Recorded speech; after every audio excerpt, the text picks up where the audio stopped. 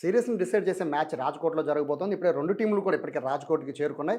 మొత్తం అందరూ కూడా ఉత్కంఠగా ఎదురు చూస్తుంది ఏంటంటే టీ20 సీరీస్‌లో మనం అప్రతిహతంగా విన్నింగ్ మూమెంట్స్ అన్నీ కూడా చేస్తున్నాం కంటిన్యూగా. వరల్డ్ కప్ గెలిచిన దగ్గర నుంచి కూడా. సూర్యకుమార్ యాదవ్ కెప్టెన్సీలో అద్భుతంగా టీమ్‌ని ఆడిస్తున్నప్పటికీ రాజ్‌కోట్ పిచ్ పైనే మొత్తం అందరి దృష్టి ఉంది. ఎందుకంటే మోస్ట్‌లీ ఇంగ్లాండ్ వైపు సీమర్స్ ఎక్కువున్నారు. అక్కడ స్పిన్నర్స్ తక్కువ. లివింగ్‌స్టన్, ఆదిల్ తప్ప మిగతా స్పిన్నర్స్ పెద్దగా లేరు. లివింగ్‌స్టోన్ కూడా పెద్దగా అంటే అంత అద్భుతమైన స్పిన్నర్ కాదు. పార్ట్ టైమ్ స్పిన్నర్ కిందే ఉన్నాడు. బట్ ఆదిల్ రషీద్ మీదే పూర్తి భారం ఉంది. బట్ అక్కడ పూర్తిగా అంటే రాజ్‌కోట్ అనేది పూర్తిగా స్పిన్నర్‌లకి అనుకూలించే పిచ్చు. స్పిన్నర్‌లతో పాటు దాంట్లో బౌన్సీ పిచ్ కూడా ఉంటుందన్నమాట. అంటే స్పిన్నర్‌లకైతే ఖచ్చితంగా అది హెల్ప్‌ఫుల్‌గా ఉంటుంది. ఇక బ్యాట్స్‌మెన్‌లకైతే పండగే పండగ. రాజ్‌కోట్ పిచ్ అంటేనే బ్యాట్స్‌మెన్‌లకి పండగ. మనం ఇప్పటిదాకా రాజ్‌కోట్ పిచ్ గురించి మొత్తం చూస్తే గనక ఫస్ట్ ఇన్నింగ్స్‌లోనే హై స్కోర్‌లన్నీ కూడా నమోదయ్యాయి. 220 వరకు కూడా ఐ థింక్ హైయెస్ట్ స్కోర్ 220 నమోదైంది. 202 అంటే 200 అయింది. సెకండ్ ఇన్నింగ్స్‌లో కూడా నమోదైంది. బట్ 150 అబోవ్ స్కోర్ అంతా కూడా ఫస్ట్ ఇన్నింగ్స్‌లోనే నమోదైంది. లో స్కోర్ అన్నీ కూడా సెకండ్ ఇన్నింగ్స్‌లో నమోదయ్యాయి. యావరేజ్‌గా చూసుకుంటే రాజ్‌కోట్ పిచ్‌లో అరౌండ్ 160 ప్లస్ స్కోరే ఉంటుంది. ఎంత వరస్ట్‌గా అంటే 8థ్ వికెట్, 7థ్ వికెట్ పడినా కూడా మ్యాచ్‌ని విన్ చేసేంత కెపాసిటీ ఆ పిచ్ మనకి బ్యాట్స్‌మెన్‌కి అనుకూలించే విధంగా ఉంటుంది. సో, ఖచ్చితంగా అయితే రేపు ఇప్పటి వరకు కూడా మనం చూసాం లో స్కోర్ గేమింగే అని చెప్పాలి. వాస్తవంగా చెప్పాలంటే 160 అంటే టీ20లో లో స్కోర్ గేమింగ్సే. ఫస్ట్ టీ20 అయినా, సెకండ్ టీ20 అయినా. 2 టీ20లు కూడా మోస్ట్‌లీ 160, 165, 170 అనేది బేసిక్‌గా అది అంత పెద్ద స్కోర్ కాదు టీ20లో. బట్ ఇప్పుడు రాజ్‌కోట్‌లో మాత్రం ఖచ్చితంగా 180, 200.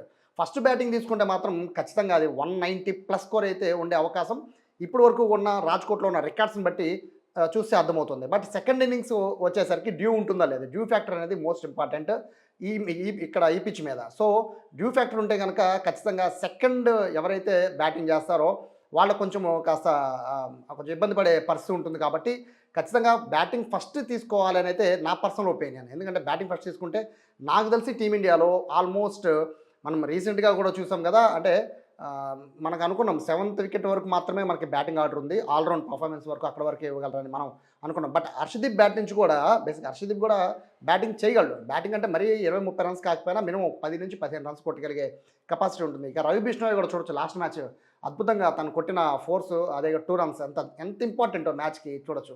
సో, ఏ విధంగా చూసినా బ్యాటింగ్ ఫస్ట్ అనేది ఈసారి టీమిండియాకి ఎ కలిసొచ్చే అవకాశం ఉంటుంది. ఈ ఫస్ట్ 2 టీ20లు 2 కూడా మనము బౌలింగ్ తీసుకున్నాం. బట్ ఈసారి మాత్రం మనకు అలా కాదు. ఖచ్చితంగా ఫస్ట్ మాత్రం బ్యాటింగే తీసుకోవాలి.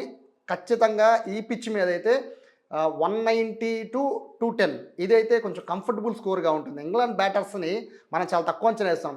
వాళ్ళ ఓపెనింగ్ స్లాట్ దగ్గర మొదలుపెట్టుకొని 9థ్ వికెట్ వరకు కూడా అద్భుతమైన బ్యాటింగ్ ఆర్డర్ వాళ్ళ వైపు ఉంది. సో, వాళ్ళని ఏమాత్రం తక్కువ అంచనా వేయడానికి లేదు. ఇంగ్లాండ్ అసలు టీం అంతా పక్కకెళ్ళిపోయి టీ20 బ్యాటర్స్ అందరూ కూడా వచ్చారు. యాక్చువల్ మనందరికీ తెలుసు అందులో ఉన్న నలుగురు ప్లేయర్లు రేపు ఆర్‌సీబీకి ఆడబోతున్నారు. సో, ఏ రకంగా చూసుకున్నా కూడా వాళ్ళందరికీ ఇది దెబ్బ లాంటిదే. ఇప్పటికే ఆర్చర్ మన ఇండియా పైన చాలా డైలాగులు వేశాడు. అదృష్టం కొద్దీ ఇండియా గెలిచిందన్నాడు. బట్ సెకండ్ టీ20 మనం గెలిచాక మనలో ఆత్మవిశ్వాసం పెరిగింది. వాళ్ళకి పూర్తిగా డౌన్ అయిపోతుంది. కాబట్టి ఈ సిరీస్ డిసైడ్ ఫ్యాక్టర్ ఈ సిరీస్ మనకి రావాలి అంటే గనక రాజ్‌కోట్‌లో మనం గెలిచి తీరాలి. బ్యాటింగ్ ఫస్ట్ తీసుకోవాలి. 200 ప్లస్ స్కోర్ చేస్తే మాత్రం నెక్స్ట్ డ్యూ ఫ్యాక్టర్ ఉంటే మాత్రం వాళ్ళని ఖచ్చితంగా 110 నుంచి 150 లోపు ఖచ్చితంగా మూసేస్తారు మన బౌలర్స్. ఎందుకంటే స్పిన్నర్స్‌కి స్వర్గధామం. మన దగ్గర స్పిన్ ఆల్‌రౌండర్స్ అద్భుతంగా ఉన్నారు. ఒక వరుణ్ చక్రవర్తి ఒక్కడే బ్యాటింగ్‌లో లో కానీ మిగతా వాళ్ళందరూ కూడా అక్షర్ పటేల్ అద్భుతంగా బౌలింగ్ వేస్తూ ఉన్నాడు. మనకసలు ఏమాత్రం కూడా ఇబ్బంది లేదు. ఇక వరుణ్ చక్రవర్తి గురించి మనం పెద్దగా చెప్పాల్సిన పని లేదు. సో, మనకి అద్భుతమైన బౌలింగ్ ఉంది. రవి బిష్ణోయ్ కూడా కొంచెం ఫామ్‌లోకి వస్తున్నాడు. వికెట్లు తీయలేకపోతున్నాడు కానీ స్కోరింగ్ అయితే కాస్త ఆపుతున్నాడు కాబట్టి ఖచ్చితంగా అయితే నా ఒపీనియన్ అయితే రేపైతే బ్యాటింగ్ ఫస్ట్ తీసుకోవాలి. 200 ప్లస్ స్కోర్ చేస్తే మాత్రం సీరీస్‌ని అయితే హ్యాపీగా మనం తీసుకోలేకపోవచ్చు. మొత్తం సూర్యకుమార్ యాదవ్ హిస్టరీలో కెప్టెన్‌గా చేస్తే ఇదొక అతనికొక మైల్ స్టోన్‌గా విన్నింగ్ వస్తుంది రికార్డ్. ఎందుకంటే ఇప్పటివరకు కూడా అతను ఏ మ్యాచ్ కూడా లూజ్ అవ్వల టీ20లో అతను కెప్టెన్ అయ్యే దగ్గర నుంచి. సో, ఖచ్చితంగా అయితే ఈ మ్యాచ్ గెలుస్తామని అయితే నా పర్సనల్ ఒపీనియన్.